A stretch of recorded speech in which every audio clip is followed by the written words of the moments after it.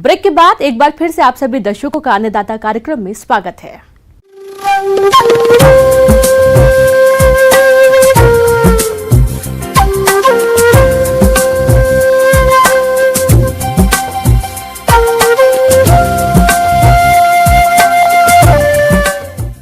मौसम विभाग की रिपोर्ट पर साप्ताहिक कृषि सलाह इस प्रकार है।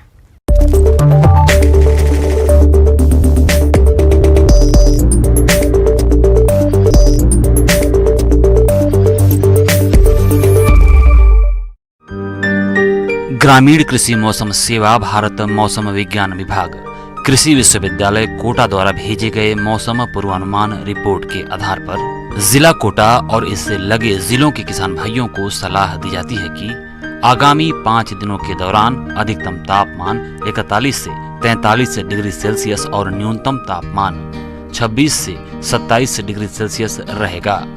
अधिकतम सापेक्ष आर्द्रता 22 से 30% और न्यूनतम सापेक्ष आर्द्रता 7 से 8% के बीच रहने की संभावना है।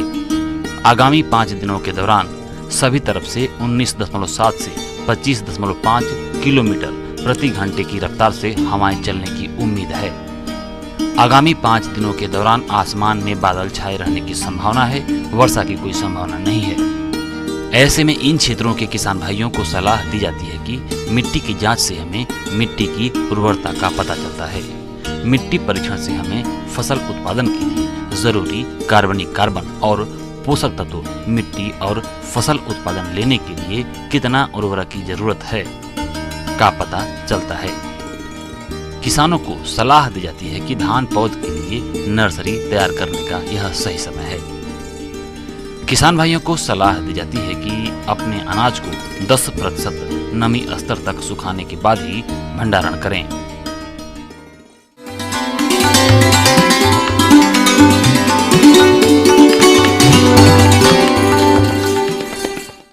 आइए जानते हैं अन्नदाता निःशुल्क फोन के माध्यम से पूछे गए समस्याओं का समाधान।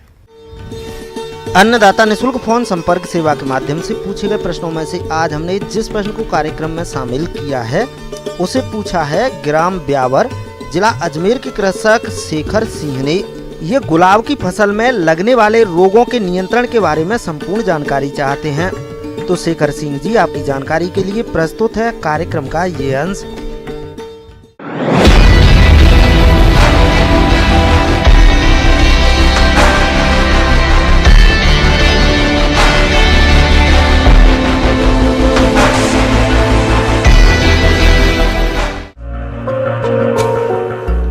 राजा गुलाब यह प्रकृति प्रदत्त एक अनमोल फूल है। इसकी आकर्षक बनावट, सुंदर आकार, लुभावना रंग के कारण इसे अधिक पसंद किया जाता है। इसके फूलों का उपयोग पुष्प के रूप में फूलदान सजाने, कमरे की भीतरी सज्जा, गुलदस्ता, गजरा, बटन होल बनाने के साथ साथ गुलाब जल, इत्र और गुलकंद बनाने में किया जाता है। किसान भाइयों, आज के समय में गुलाब की फसल भी रोगों के प्रकोप से अछूती नहीं है। ऐसे में फसल पर अधिक रोग का प्रकोप होने पर फूलों का उत्पादन कम हो जाता है। यदि किसान गुलाब की फसल में लगने वाले रोगों की सही पहचान कर समय पर नियंत्रण कर लेते हैं तो अच्छी गुणवत्ता के फूलों का उत्पादन मिलता है। गुलाब की फसल में लगने वाला एक मुख्य रोग है डाईबैक या शीर्षारंभिक क्षय रोग। यह कवक जनित प्रमुख रोग है। यह पौधे के ऊपरी भाग से नीचे की ओर आता है। सामान्यतः शाखाओं की कटाई के बाद कटे हुए स्थान से आगे बढ़ते जाते हैं और पौधा सूख जाता है। कवक के अलावा यह रोग उर्वरकों के अनुचित प्रयोग, अनुचित सिंचाई, जल निकास और सूर्य की रोशनी के अभाव में भी होता है। रोग का प्रबंधन: डाईबैक रोगग्रस्त शाखा को काटकर अलग कर दें। जब कटाई छटाई करें तो कटे हुए भाग पर बोर्डो पेस्ट लगाएं। किसी वजह से पेस्ट न बन पाने पर मैनकोजेब 2 ग्राम दवा प्रति लीटर पानी का घोल बनाकर छिड़काव करें, जिससे रोग की रोकथाम हो जाएगी। पाउडरी मिल्ड्यू रोग: यह एक फफूंद जनित रोग है जो शीतल और शुष्क मौसम में उत्पन्न होता है। इस रोग के लक्षण पौधे के सभी भागों पर दिखाई देते हैं। सबसे पहले यह रोग पौधे की पत्तियों पर दिखाई देता है तथा बाद में पौधे के दूसरे भागों पर भी फैल जाता है। पौधे की पत्तियों पर दोनों सतहों पर सफेद पाउडर जैसी परत जम जाती है। तनों पर साथ ही साथ कलियों पर भी रोग होने पर फूल नहीं खिलता, पत्तियां झड़ने लगती हैं, पौधे की बढ़वार रुक जाती है। रोग नियंत्रण के उपाय: सल्फर 3 ग्राम 1 लीटर पानी में घोलकर छिड़काव करें या मैंकोजेब 2 ग्राम 1 लीटर पानी में घोलकर छिड़काव करके इस रोग से फसल को बचा सकते हैं।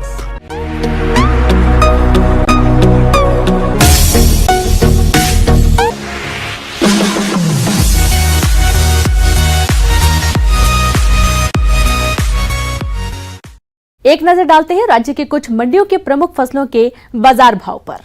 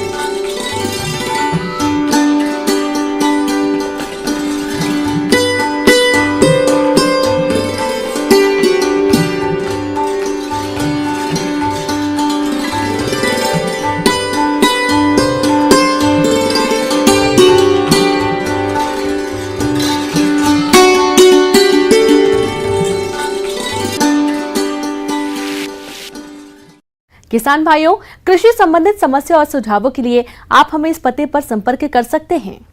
प्रोड्यूसर अन्नदाता news 18 Rajasthan, Ramoji film city, Hyderabad 501512। साथ ही आप हमें ईमेल भी कर सकते हैं। हमारा ईमेल है p18annidatarajasthan@nw18.com।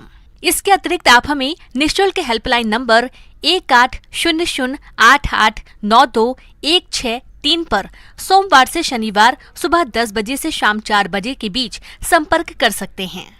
अब समय हो रहा है आपसे विदा लेने का। कल फिर मुलाकात होगी कृषि से जुड़ी महत्वपूर्ण जानकारियों के साथ। नमस्कार।